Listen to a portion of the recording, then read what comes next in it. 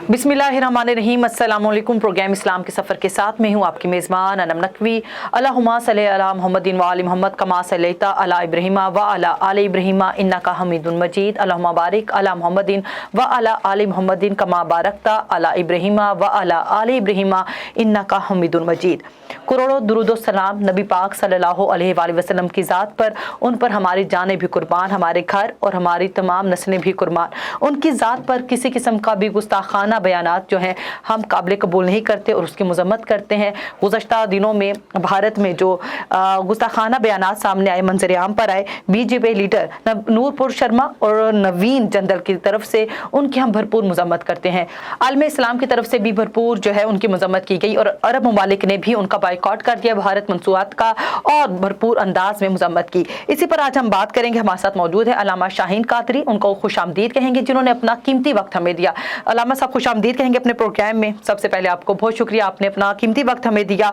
और क्या कहेंगे जो बयानात आपके सामने आपको पता है गुज़श्ता दिनों में आए, भारत में जो है बीजेपी हुक्मरान थी उनकी तरफ से, तो इस हवाले से क्या कहेंगे? बिस्मिल्लाहि वल्हम्दुलिल्लाहि वस्सलातु वस्सलामु अला सय्यिदिल अंबियाइ वल मुरसलीन अम्मा बाद फौज़ बिल्लाहि मिनश शैतानिर रजीम ला तातज़िरु क़द कफ़रतुम बअद ईमानिकुम क़ाल फ़िल क़ुरआनिल मजीद ला तजिदु क़ौमन युवाद्दूना मन हाद्दल्लाह व रसूलहु वलौ काना आबाहुम औ इख़वानुहुम औ कमा क़ाल अलैहिस्सलाम मन सब्बन नबिय्यु फ़क़तलहु इन्नल्लाह व मलाइकतहु युसल्लूना अलन नबी या अय्युहल्लज़ीना आमनु सल्लु अलैहि वसल्लिमु तस्लीमा अल्लाहुम्मा सल्लि अला सय्यिदिना व अस्हाबि सय्यिदिना व मौलाना मुहम्मद व बारिक वसल्लिम सल्लि अलैहि। सबसे पहले अनम नकी साहिबा आपका और पूरी A1 टीवी के जितने भी मोमिनीन हैं सबका मैं शुक्रिया अदा करता हूँ कि आपके तवस्सुल से फिर से मुझे एक अहम टॉपिक पर आपने मदऊ किया। ये एक बड़ा हसास मौजू है जिस पर आपने तवज्जो दिलाई। अल्लाह तबारक तआला आपको इसी तरह नेक अमल करने की तौफीक अता फरमाए और आपके तवस्सुल से पूरी उम्मत मुस्लिमा पर इस हसास मौजू को समझने की तौफीक अता फरमाए। बिल्कुल ऐसे समझने की ज़रूरत है। जी, समझने की ज़रूरत है। मसला ये है कि जिस तरह सबसे पहले तो नूरपुर शर्मा और नवीन जंदल ने जो गुस्ताखी की है इंडिया के अंदर, तो पूरी दुनिया के अंदर यानी कि पौने 2 अरब जितने भी मुसलमान हैं उनको उसने दुखी किया इस्लाम की गुस्ताखी करके। तो इस हवाले से मैं इस चैनल के तवस्सुल से मैं मजम्मत भी करता हूँ और पाकिस्तान के हुक्मरानों से मुतालबा करता हूँ कि आप अपने सरकारी ओहदेदारान की हैसियत से, मुसलमान होने के नाते से, हमारे PM साहब जो और इस तरह शहबाज शरीफ साहब जो है ना, खुद अपनी तरफ से सरकारी तौर पे इसकी मजम्मत करें, एहतजाज की कॉल दें ताकि मुसलमानों के दिल जो है ना वो उनमें कोई ना कोई अल्लाह तबारक तआला की तरफ से जो हुक्म है कि जब भी गुस्ताख रसूल कहीं गुस्ताखी करता है तो उम्मत पर कर्ज होता है इमाम मालिक के कौल के मुताबिक, तो उस कर्ज को अदा किया जाए। तो इस हवाले से आपने माशाल्लाह बड़ा अच्छा प्रोग्राम किया। इसकी मैं पुरज़ोर मजम्मत करता हूँ कि गुस्ताख रसूल जो होता है वो वाजिबुल क़त्ल होता है। उसकी शरई कवानीन और नमूस रिसालत के हवाले से इंशाअल्लाह मैं कुरान और हदीस की रोशनी में अब आपके सामने बयान करूँगा। बिल्कुल। अल्लामा साहब बताइएगा, नामूस रसालत सल्लल्लाहु अलैहि वसल्लम कुरान और सुन्नत की रोशनी में इस हवाले से बताइएगा। इस हवाले से सबसे पहले मैंने जो कुरान मजीद की आयत करीमा पढ़ने का शर्फ हासिल किया, ये सूरह अहज़ाब की सूरह मुजादला की आयत नंबर 22 है। इसमें अल्लाह रब्बुल इज़्ज़त ने बड़ी तफसीलात के साथ यानी कि हुज़ूर अलैहिस्सलातु वस्सलाम की नामूस के हवाले से इतना हसास मौजू कुरान के अंदर बयान किया। ये सूरह मुजादला की आयत नंबर 22 में अल्लाह तबारक तआला इरशाद फरमाता है, ला तजिदु कौमन युमिनून बिल्लाहि वल यौमिल आखिर युवाद्दून मन हाद्दल्लाह व रसूलहु वलौ काना आबाहुम वलौ कानु आबाहुम औ अबनाहुम औ इख़वानहुम औ अज़वाजुहुम औ अशीरतहुम उलाइका फ़ी फ़ी कुलूबिहिमुल ईमान व अय्यदहुम बिरूह मिनहुम व युदखिलुहुम जन्नातिन तजरी मिन तहतिहा अन-नार खालिदीन फ़ीहा व रदियल्लाहु अन्हुम व रदू उलाइका हिज़्बुल्लाह अला इन्न हिज़्बल्लाहि हुमुल गालिबून। अब यहाँ पर अल्लाह रब्बुल इज़्ज़त ने कुरान मजीद के अंदर इस सूरह मुजादला की आयत नंबर 22 में नामूस रिसालत के हवाले से तमाम मोमिनीन के बारे में रब्बे ज़ुल जलाल ने इरशाद फरमाया कि ए नबी, आप मोमिनों में से ऐसे लोग कम पाएंगे जो अल्लाह पर भी ईमान रखते हों और यौम आखिरत पर भी ईमान रखते हों और युवाद्दून मन हाद्दल्लाह व रसूला, कि अल्लाह और उसके रसूल के गुस्ताख से दोस्ती भी रखते हों।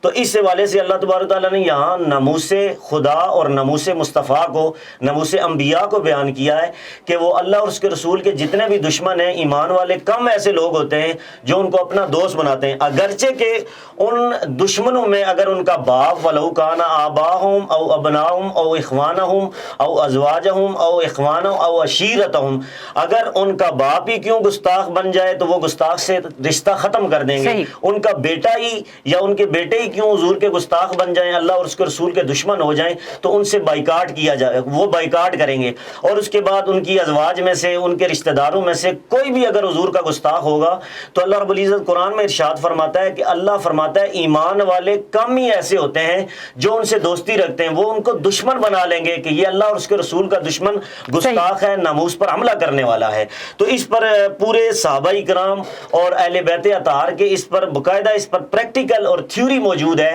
کہ انہوں نے یہ کام کیا کہ اگر گستاخ رسول صحابہ میں ان کے والد اگر حضور کی گستاخی کرتا تھا تو اسے بھی وہ قتل کر دیتے تھے، ان کا بھائی اگر گستاخی کرتا تھا اسے بھی قتل کر دیتے تھے، ان کی ماں اگر بے ادبی کرتی تھی اسے بھی قتل کر دیتے تھے، اور ان کے خاندان میں برادری میں کوئی بھی، مولا کائنات مولا علی کرم اللہ وجہ الکریم کے حوالے سے بھی روایت موجود ہے کہ انہوں نے بھی اپنے رشتہ داروں کو جنگ بدر کے اندر قتل کر دیا تھا یہ سمجھ کے کہ یہ گستاخ رسول ہیں۔ اب یہاں پر اس آیت پر باقاعدہ صحابہ کرام نے پریکٹیکل کیا، اور پریکٹیکل کی صورت میں یہ قرآن کی آیت نازل ہوئی۔ یہ نشان نزول ہی اسی طرح پر ہوا تھا کہ انہوں نے ناموس رسالت کی حفاظت کے لیے اپنے رشتہ داروں کو، اپنے ماں باپ کو بھی قتل کر دیا تھا۔ صحیح تو بتائیے گا کہ گستاخ رسول کی جو سزا ہے قرآن کی روشنی میں اس حوالے سے بتائیے گا، قرآن میں کیا اس حوالے سے بتایا گیا ہے؟ اس حوالے سے قرآن مجید کے اندر سورہ مائدہ کی آیت نمبر 33، وہ جو سورہ مجادلہ کی وہ آیت نمبر 22 تھی، اور یہ سورہ مائدہ کی آیت نمبر 33 ہے۔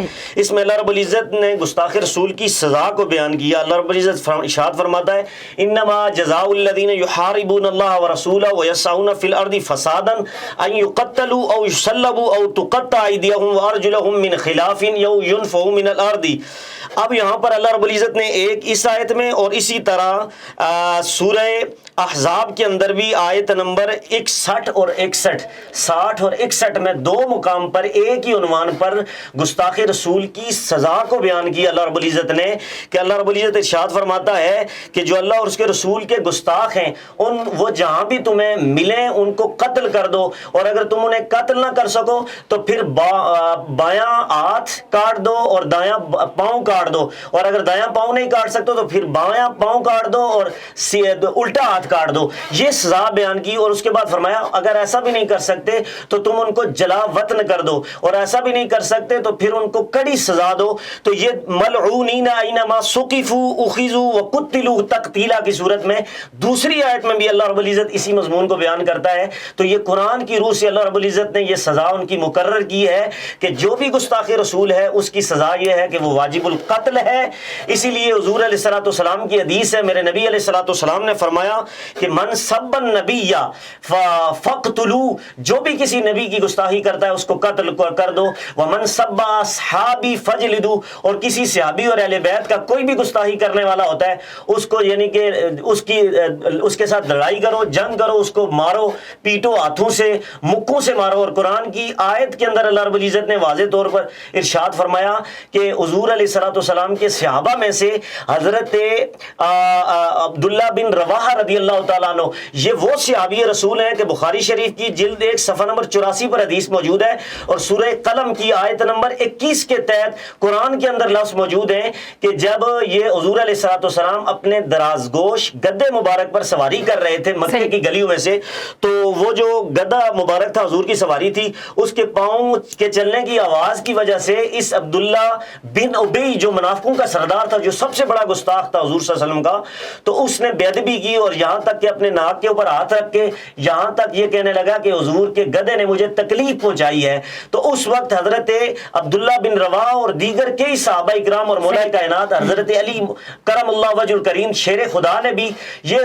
ان کے سامنے قرآن کی کوئی آیت نہیں پڑھی، بلکہ حضور علیہ الصلوۃ والسلام کے سامنے ہاتھ میں ڈنڈے لے لیے اور پھر ہاتھوں سے اور مکوں سے اس عبداللہ عبداللہ بن ابی کو اتنا مارا اور مار کر کیا جملہ ارشاد فرمایا, وَلَقَدْ آذَانِي نَتْنُ حِمَارِكَ, تو نے حضور علیہ الصلوۃ والسلام کے گدے کی توہین کر کے, گدے کی توہین, یہ ذات رسالت کی توہین نہیں تھی بلکہ حضور کے ساتھ جس گدے کی نسبت تھی, سواری کی نسبت تھی, اس کی بے ادبی کی جا رہی تھی. تو صحابہ کرام اور حضور کے عاشق جو تھے انہوں نے کیا کیا, انہوں نے حضور علیہ الصلوۃ والسلام کے ساتھ نسبت رکھنے والی سواری کی بھی گستاخی برداشت نہیں کی اور اس کو کہا کہ تو حضور علیہ الصلوۃ والسلام کے گدے کے پیشاب سے بھی بدتر ہے, ذلیل انسان, تو نے حضور علیہ الصلوۃ والسلام کے گدے کی بے ادبی کر دی. تو اس سے بتایا جا رہا ہے کہ یہ حضور علیہ الصلوۃ والسلام کے صحابہ نے حضور کے سامنے یہ سزا مقرر کی, اسے اتنا مارا.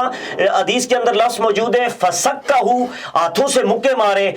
وضربا, اسے مارا, اور بالرجلی, پاؤں سے مارا, لاتوں سے مارا, مکوں سے مارا, اور ڈنڈو سے مارا. بالجریدہ کے لفظ موجود ہیں, جریدہ ڈنڈو کو کہتے ہیں, ان سے اس عبداللہ بن ابی کو مارا. تو یہ قرآن کے بعد حدیث کی روح سے یہ سزا مقرر کی گئی. اور اس کے بعد انم نقوی صاحبہ میں ایک اور جملہ بیان کرنا چاہتا ہوں کہ حضور علیہ الصلوۃ والسلام کے 6 گستاخان صحابہ تھے. بخاری کے اندر حدیث پاک موجود ہے. ان 6 صحابہ کرام میں ابن خطل بھی جو تھا وہ بھی حضور علیہ الصلوۃ والسلام کا اتنا بڑا گستاخ تھا کہ بخاری شریف کے اندر حدیث نمبر 1846 اور مسلم کی حدیث نمبر 1357 نمبر ہے. ابن خطل وہ بدبخت انسان تھا کہ وہ 6 افراد میں سے, جن میں سے 2 عورتیں تھیں اور 4 مرد تھے, وہ حضور کی ہر وقت عجب کیا کرتے تھے, حضور کے خلاف شعر و شاعری کیا کرتے تھے اور گیت کی صورت میں, گانوں کی صورت میں حضور علیہ السلام کی بے ادبی اور ناموس رسالت پر حملہ کیا کرتے تھے. تو میرے نبی علیہ الصلوۃ والسلام وہاں سے جب گزرے تو لوگوں نے کہا کہ یہ آپ کے گستاخ, اور ان میں سے ابن خطل جو تھا سب سے بڑا جو گستاخ تھا ان 6 میں سے, تو وہ کعبے کے غلاف کے نیچے چھپا ہوا ہے. تو میرے نبی علیہ الصلوۃ والسلام نے کیا فرمایا, میرے نبی علیہ الصلوۃ والسلام نے فرمایا ان ابن خطل متعلق باستار الکعبۃ, اگر میرا گستاخ آج کے دن کعبے کے اندر اس کے غلاف کے اندر بھی اگر چھپا ہوا ہے تو اس کو نکال کر کے قتل کر دو. تو صحابہ کرام نے کعبے کے غلاف کے اندر سے اس گستاخ کو نکال کے حضور کے سامنے اس کے ذبح کر دیا اور اس کا سر قلم کر دیا اور بتا دیا کہ گستاخ رسول پوری کائنات تو پوری کائنات ہے, خانہ کعبہ جو امن کی جگہ ہے جہاں پر ایک جوں کو بھی مارنے سے دم واجب ہوتا ہے. نقوی صاحبہ, تو یہ کتنا اساس مسئلہ ہے کہ امن کعبے کے اندر بھی اسے امن نہیں ملتا جو گستاخ رسول ہوتا ہے. تو صحابہ کرام نے حضور کے سامنے اس بدبخت کو کعبے کے غلاف سے نکال کے ابن خطل کو قتل کر دیا اور بتا دیا کہ جو بھی حضور کا گستاخ ہے اس کے ساتھ ایسا ہی کیجئے گا. اور یاد رکھیے یہاں پر یہ ایک اور مسئلہ بھی میں آپ اس پروگرام کے توسل سے بتانا چاہتا ہوں کہ دیکھیں کہ اللہ تبارک تعالیٰ نے ہم پر احکام شرعیہ جو بیان فرمائے اس میں بعض چیزیں ہم پر فرض فرمائی ہیں. بعض چیزیں جس طرح نماز ہے ہم دن میں ہم پر 5 مرتبہ فرض ہے, اسی طرح زکوٰۃ ہے, سال کے بعد صاحب نصاب بندہ ہوتا ہے تو اس پر زکوٰۃ فرض ہے. اسی طرح زندگی پوری میں صاحب استطاعت کے لیے 1 مرتبہ حج فرض ہے, اور اسی طرح سال میں 1 مہینے کے روزے فرض ہیں. لیکن ناموس رسالت کا مسئلہ اتنا اہم مسئلہ ہے نقوی صاحبہ, میں آپ کے چاہنے سے پوری امت کو بتانا چاہتا ہوں یہ اتنا سیریس اور اہم اور مخصوص مسئلہ ہے کہ 1 سیکنڈ نہیں بلکہ یہ ہر لمحہ مصطفیٰ کریم کا کلمہ پڑھنے والا جس کے اندر ایمان کا ذرہ موجود ہے اس پر ہر سیکنڈ ناموس رسالت کا مسئلہ اس پر فرض ہے. اگر اس سے ذرا بھی بندہ بیدار ہو جائے, ایمان نکل جاتا ہے, تو ایمان کے بچانے کے لیے ضروری ہے کہ مرد مومن کو چاہیے, امت مسلمہ کے جتنے بھی لوگ ہیں ان کو چاہیے کہ ناموس رسالت کے مسئلے کو ہر لمحہ فرض سمجھ کے اس ذمہ داری کو نبھایا جائے, پتہ چلے کہ یہ حضور کے عاشق ہیں اور حضور کا کلمہ پڑھنے والے. بے شک ایسے یہ علامہ صاحب بتائیے گا کہ اہل بیت اور صحابہ کرام جو ہیں اگر ان کے ساتھ کوئی گستاخی کرتا ہے یا ان کے بارے میں کوئی گستاخی کرتا ہے تو کیا شرعی حکم ہے اس حوالے سے؟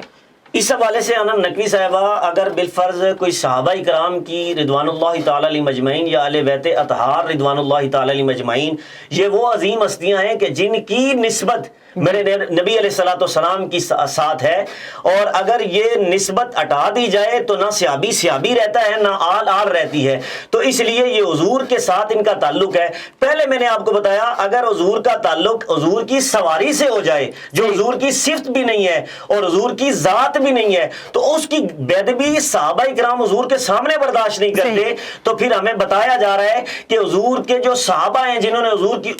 زندگی میں 1.25 لاکھ صحابہ کرام نے حضور کا کلمہ پڑھا اور حضور کی آل جو حضور کا خون ہے, جو اپنا خون ہے, کہ جن کی محبت کو قرآن کے اندر سورہ شعراء کی آیت نمبر 23 میں اللہ فرماتا ہے قُلْ لَا أَسْأَلُكُمْ عَلَيْهِ أَجْرًا إِلَّا الْمَوَدَّةَ فِي الْقُرْبَى. اے نبی آپ اپنی امت سے ایک چیز طلب کر دیجئے کہ آپ نے پوری زندگی ان کو تبلیغ کی اور تبلیغ پر آپ نے اتنے زخم کھائے, اتنی پریشانیاں سہی, اتنے دکھ سے, لیکن آپ نے ان سے کوئی ریٹرن, کوئی بدلہ طلب نہیں کیا, اجر طلب نہیں کیا, صرف یہ طلب کیا کہ میری آل والوں سے, میرے آل سے, میری قرب والوں سے, میرے صحابہ سے تم نے پیار کرنا ہے, مودت کرنی ہے. تو جس طرح ان سے محبت فرض ہے اسی طرح ان کی ناموس پر پہرا دینا بھی ہم پر فرض ہے کہ ان کی احترام کیا جائے. جو ان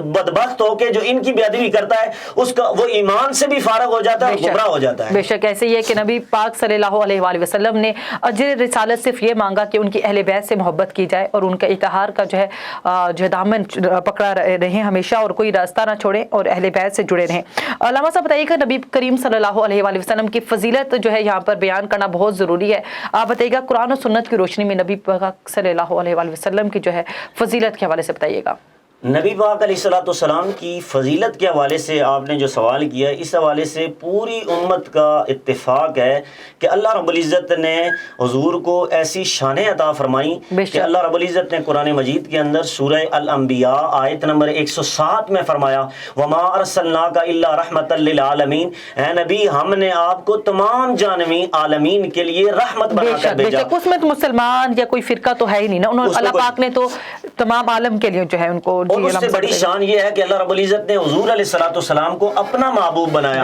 یعنی کہ اللہ رب العزت خود فرماتا ہے میں نے ساری کائنات میں اپنے لیے مصطفیٰ کا انتخاب کیا اور مصطفیٰ کے لیے 1.25 لاکھ امت میں سے صحابہ کرام کا, صحابہ والے بیت کا انتخاب کیا کہ حضور کی آل بیت بھی افضل ہے, حضور کے صحابہ بھی افضل ہیں. تو اللہ تبارک تعالیٰ نے پوری کائنات میں نظر ڈال کے اپنے لیے حضور کو چنا. تو اس سے بڑی فضیلت حضور کی کیا ہو سکتی ہے کہ 18,000 مخلوقات میں نظر ڈال کے اللہ رب العزت نے اپنے لیے اپنے نبی جناب محمد رسول اللہ کو چنا اور پھر چن کے فرمایا وَرَفَعْنَا لَكَ ذِكْرَكَ. اے نبی ہم نے تیرے لیے تیرے ذکر کو بلند کر دیا. یہ اتنا بلند کیا, اتنا بلند کر دیا.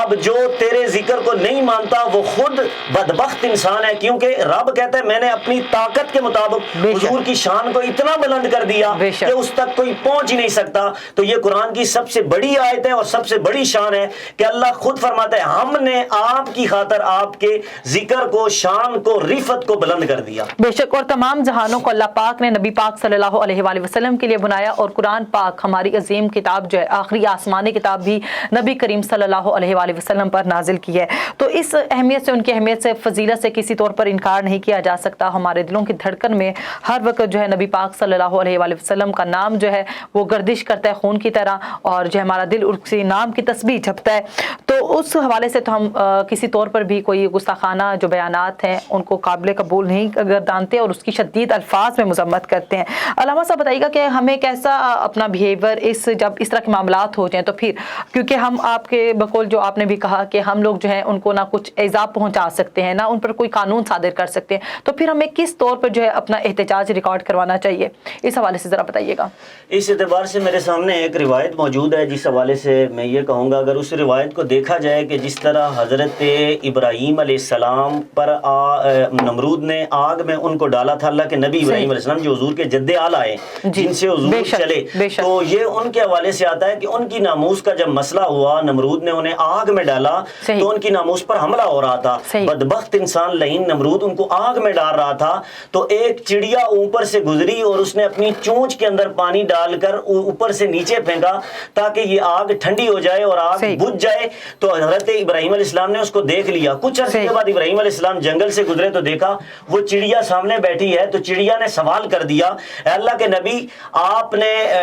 مجھے دیکھا تھا کہ میں آپ پر پانی کا ایک گھونٹ اپنی چونچ میں ڈال کر آپ کا تحفظ کرنے کے لیے, آپ کی جان کی حفاظت کرنے کے لیے میں نے یہ کام کیا تھا. تو اللہ کے نبی ابراہیم علیہ السلام نے اسے کہا, فرمایا کہ اللہ اے چڑیا اللہ کے حکم سے تو یہ کام کر رہی تھی لیکن مجھے یہ بتا کہ تو نے یہ کام کیا جب تو لیکن تیرے اس چونچ میں اتنے پانی سے تو آگ بجھ نہیں سکتی، یہ کام کیوں تو نے کیا؟ بالکل. تو اس نے جو جملہ ارشاد فرمایا وہ اس امت کے لیے ایک اسوہ ہے کہ اس چڑیا نے حضرت ابراہیم علیہ السلام کو کہا تھا کہ آپ کی ناموس پر جب حملہ ہوا تو اس وقت میں نے اپنے آپ کو ناموس رسالت کے وفاداروں میں شامل ہونے کے لیے میں نے یہ اہتمام کیا، کیونکہ جب آپ کو آگ میں ڈالا جا رہا تھا تو جس طرح ناموس رسالت کے تحفظ کے لیے میں نے چونچ میں سے پانی کا ایک قطرہ آپ پر ڈال کے یہ کوشش کی تھی، تو اس لیے میں بتانا چاہتی ہوں کہ اسی طرح جو بھی نبی اس کی عزت پر حملہ ہو، ناموس پر حملہ ہو، تو کم از کم اگر اتنا نہ ہو تو احتجاج ریکارڈ کر کے یہ بتائے کہ ہم اللہ کے نبی سے پیار کرتے ہیں اور ان کے گستاخ سے بیزاری اور نفرت کا اظہار کرتے ہیں، جس طرح اس چڑیا نے کیا تھا۔ اور اس کے مد مقابل ایک اور بھی میں آپ کو بتانا چاہتا ہوں کہ جس طرح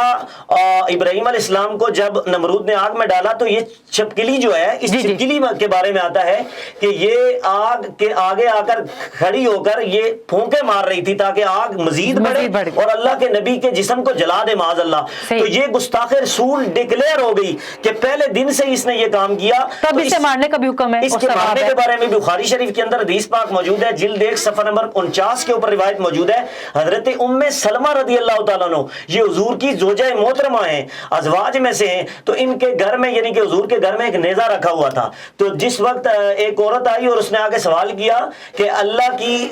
نبی کی بیوی، آپ نے گھر کے اندر یہ نیزہ کیوں رکھا ہوا ہے؟ یہ تو مردوں کے لیے ہوتا ہے، جنگ میں استعمال ہوتا ہے، تو آپ نے کیوں رکھا ہوا ہے؟ بخاری شریف کی حدیث بتاتا چلتا ہوں کہ اب یہاں پر انہوں نے جواب دیا کہ میں ان سے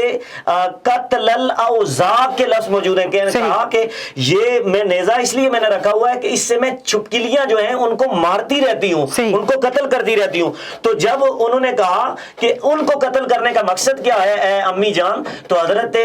جو حضور کی زوجہ محترمہ تھی ام سلمہ، آپ نے جواب دیا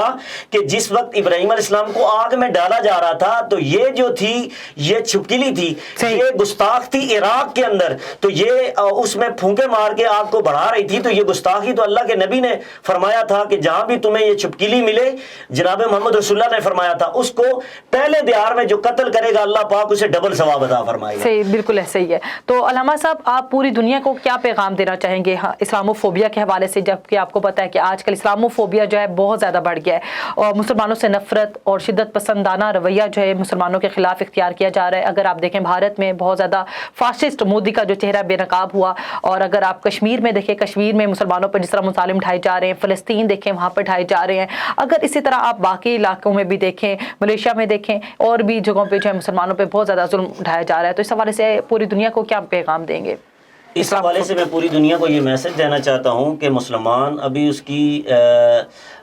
جو ہے نا اس کے اندر ایمان کا جب تک ذرہ موجود ہے وہ حضور علیہ الصلوۃ والسلام کی عزت کے لیے مر مٹنے کے لیے تیار ہے۔ یہ نہ سمجھا جائے کہ مسلمان جو ہے وہ کمزور ہے اور اس کے 57 ممالک ہیں اسلامی اور ان پر وہ کفار قبضہ کر لیں گے، حالانکہ حضور علیہ الصلوۃ والسلام کی باقاعدہ حدیث موجود ہے۔ یہ میں میسج دینا چاہتا ہوں آپ کے چینل کے توسل سے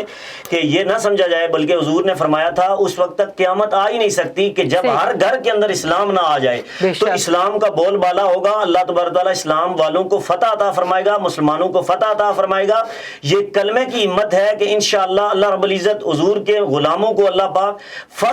انہیں فتح عطا فرمائے گا، اور جو حضور کے گستاخ ہیں ان سے بے ادبی کرنے والے جتنے بھی ہیں، چاہے عورت ہے، کوئی مرد ہے، کوئی بھی ہے، وہ ذلیل و رسوا ہوں گے۔ اور اللہ تبارک تعالیٰ خود قرآن میں فرماتا ہے انا کفیناک المستہزئین، سورہ حجر کی آیت نمبر 18 میں اللہ کہتا ہے اے گستاخو، بے ادبو، نبی کی گستاخی کرنے والوں، میں تم سب کے لیے میں خود کافی ہوں۔ تو یہ نہ سمجھا جائے کہ مسلمان کم ہیں، ان کو ہم نیچے لگا لیں گے، ان کو دبا لیں گے۔ تو پوری دنیا کے کفار کو ہم یہ بتانا چاہتے ہیں کہ اللہ رب العزت کی مدد ہمارے ساتھ ہے، اور اللہ قرآن میں کہتا ہے ان تنصروا اللہ ینصرکم ویثبت اقدامکم، تم اللہ کے دین کی مدد کرو اللہ تمہاری مدد کرے گا۔ تو یقیناً اللہ کی مدد آئے گی اور ہم انشاءاللہ عنقریب ہم فتح حاصل کریں گے۔ اللہ رب العزت ہم سب کو اس پر عمل کرنے کی توفیق عطا فرمائے۔ علامہ صاحب، تو عالم اسلام سے آپ کیا جو ہے پیغام دیں گے اس حوالے سے؟ نبی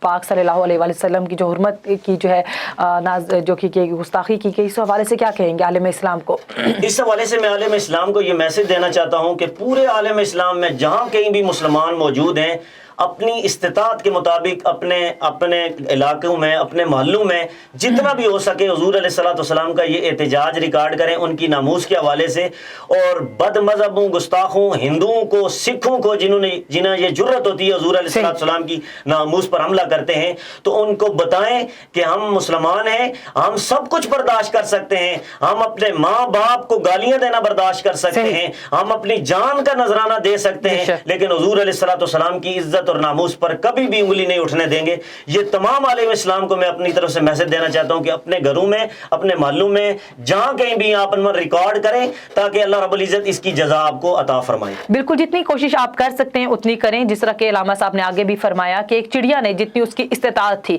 اس نے اپنی کوشش کی، چونچ میں پانی بھرا، جتنا پانی آ سکتا تھا اس نے اپنی کوشش کی، اور جو ہے نبی کی جو اس وقت کے حضرت ابراہیم ان کی خدمت کی، اور ان کے خلاف جو انہوں نے